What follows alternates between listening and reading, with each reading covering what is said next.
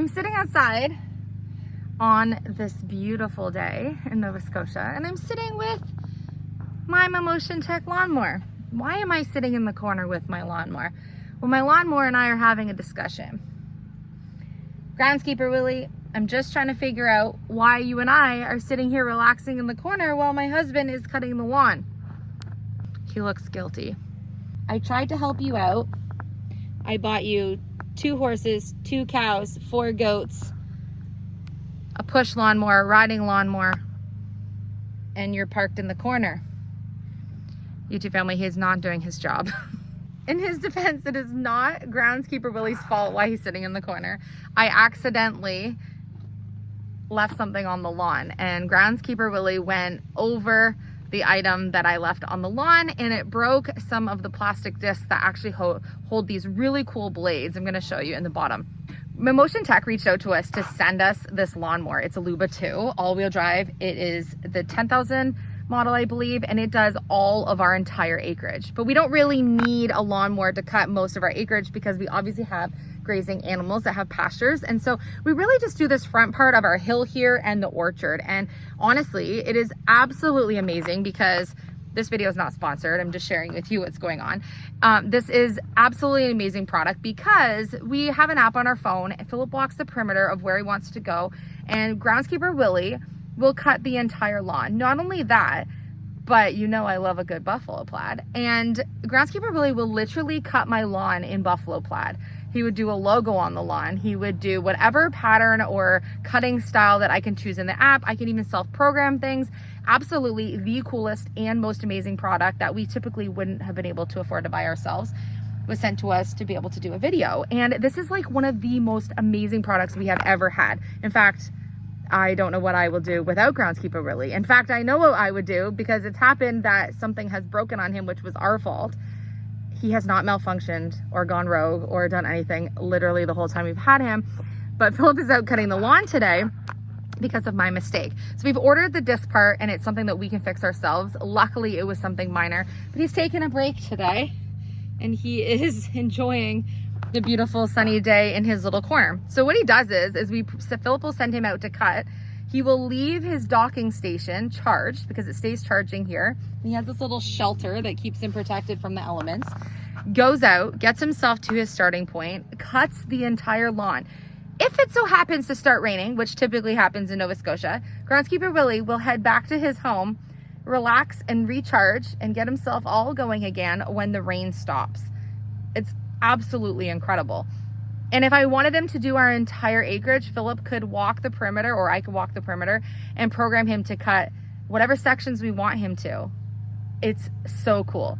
But he's taking a rest today, and Philip is cutting the lawn. You might be wondering, well, I said we have 2 cows, 2 horses, 4 goats, and a push lawnmower.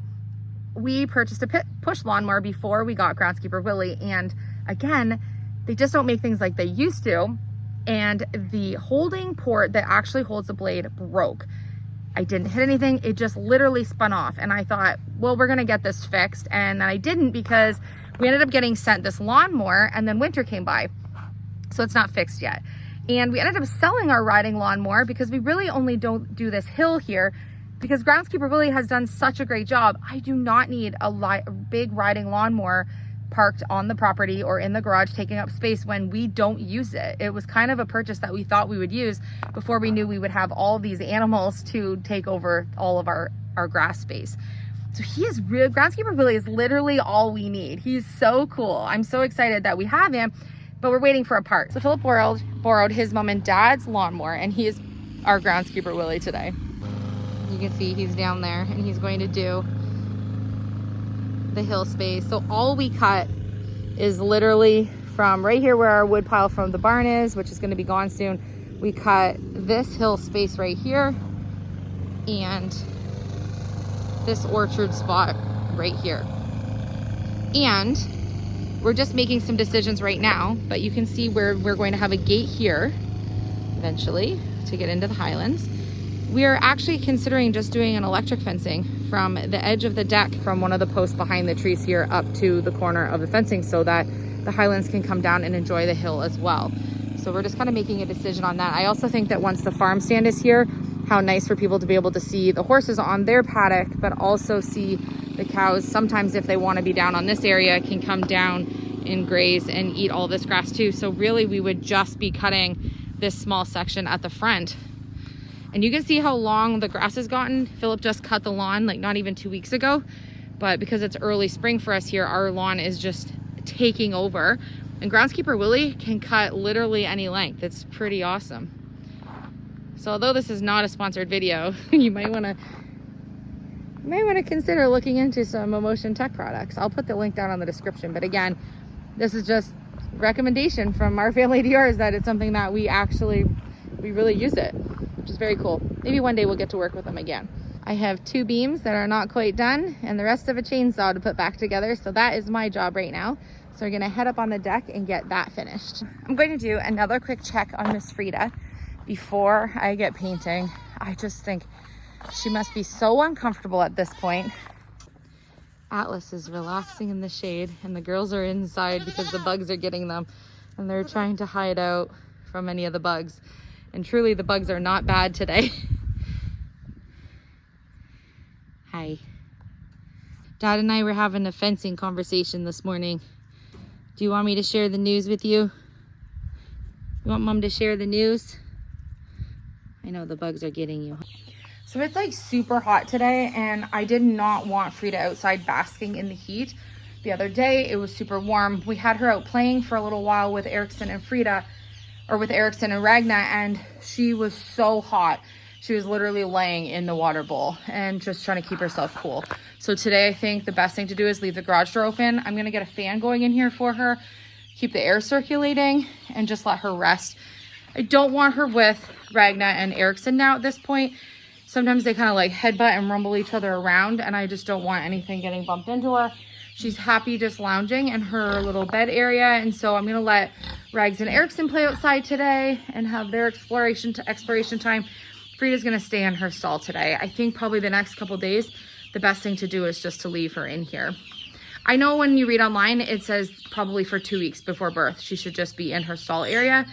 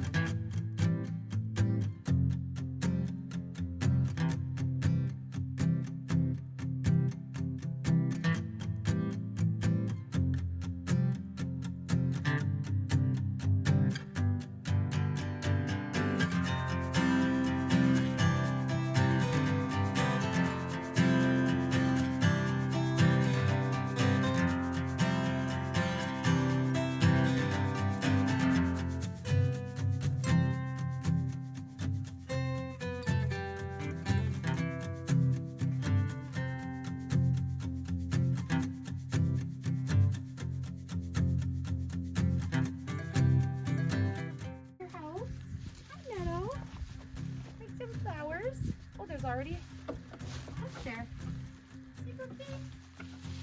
Mommy loves sunflowers. I thought you would like some for your house.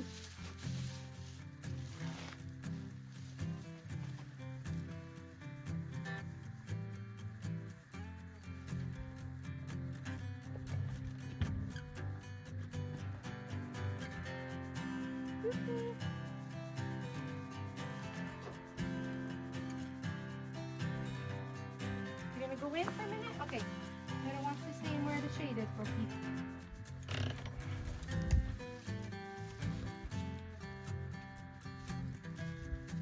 What do you think, Brooke?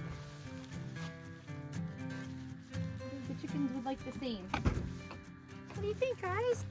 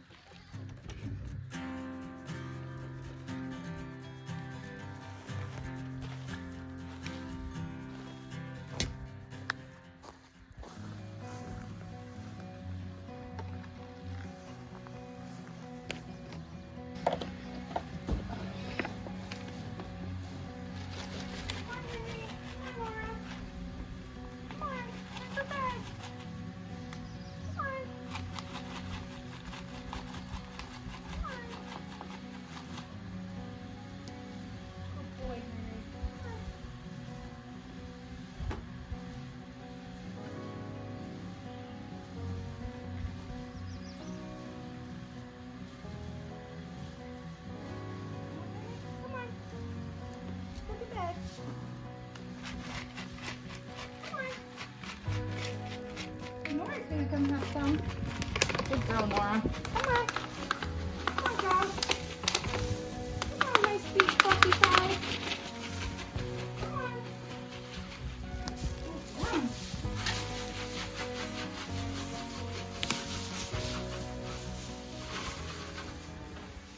I know there was a bunch of you who are asking if we leave Henry and Nora out every minute of every 24 hours. And we don't. We do not leave Henry and Nora out. Why don't we? We don't leave them out because we have predators in our area. And I wouldn't be able to live with myself if I knew that my cattle were out and I had a predator come on property. Can I keep them 100% safe by keeping them in? Probably not. Do I think that this is the best that I can do to keep them safe if I'm not outside 24 hours? Yes. So I like to make sure that they get into the cattle barn before I go in to bed at night. And usually I gauge that as when my hens start telling me that it's evening to go in, I can see that they're kind of like finishing up their little routine outside, getting closer and closer to their enclosure. And I know that that's time for me to make sure that my pigs, my goats, my horses, and my cattle are in their beds. I also make sure that when I go in at night that I do not leave the dogs out. The dogs play in their play area here. I can't trust them to stay on property. And so they absolutely come in. If I'm not outside in the evening, they're inside with me because I just can't have anything on the property. We have a terrible, terrible problem with porcupine. We love them. They're so cute. They are some of the cutest creatures on the planet, but they can be very destructive to my animals. And we just kind of very gently shoo them off. We don't want to get rid of them, but we just want to be mindful that they're not in our pastures. We always kind of take a check and make sure when we let animals out. But when I'm talking predators, I mean like small like porcupines to big like bobcats. It's just bears, bobcats, foxes. We have fisher here. We have so many things that can actually cause some destruction to our animals. And so the safest thing for us to do is to make sure that they're tucked away into their beds at night. And so it's been a goal of mine to make sure that I have taught each and every one of my farm animals to go in on some type of command. If all of a sudden the weather turned super fast, which has happened here before, and I need to get my cows and I need to get my cattle in, say if they were outside 24 hours a day, and then I know we have like a hurricane coming, I need to make sure I can get them into safety and that they can not only get a halter on and be able to lead walk them into the barn or be able to get them into the barn, you know, by shaking some grain. I'm using food as my currency right now to teach them to come back every night or whenever I say. So a couple times a day lately, I have been shaking the bin with a little bit of grain in the bottom of it. Doesn't matter if it's day or evening, and I'm just practicing. And I know that they're following me. You just saw they will walk and follow me. It's about 2 o'clock in the afternoon to 2:30. We're gonna go out for an hour or two, and I just wanna make sure that until I know they completely respect the fence lines, that they're safe while I'm gone, so they go in their enclosure. And we'll be back in an hour or so when we, you know, we're just practicing while we're getting the boys from clubs or extracurriculars and things like that. It's working great what I'm doing. Goaties, I say, oh, good little goaties, go to bed, or time for bed, goaties. And I just slowly kind of wave my hands like this, and they literally follow me into the enclosure. You've also seen the pigs. I say, oh, good little pigs, go to bed. Night night, pigs. And they oink, oink, oink, oink, oink their way into their stall there where Erickson is. And then from there, I just open the girls' stalls and they will walk right into their individual stalls, and Erickson will stay in his. They are so used to the routine. So I'm just really careful and mindful with routine of the animals that I do things very, very repetitively and very gently, and I'm not startling them in. We've taught them that their homes, making them as cozy and as, you know, calm and collective as we can, that that's their safe place, and so they're happy to go there. The horses are in their temporary mini barn for about 2 more weeks before they will be into their stalls in their big barn here, and that's going to make getting them to bed at night a lot easier. We get their halter on, we lead walk them to their mini barn, and we tuck them in for the night.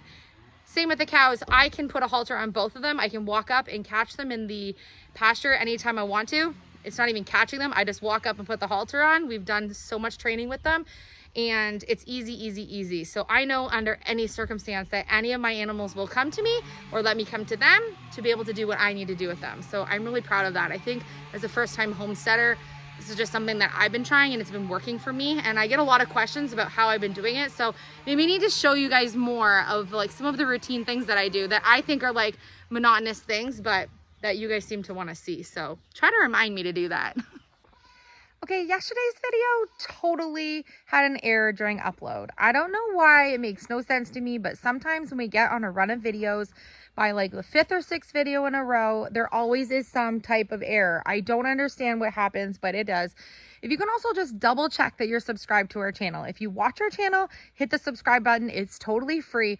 We have been having a lot of our YouTube family members mention that our subscriber count seems to have been at the same amount for a really long time, even though we are growing a lot of new YouTube family members. So if you can just triple check that you're subscribed, for the love of the bugs that I'm dealing with here in Nova Scotia, subscribe for me.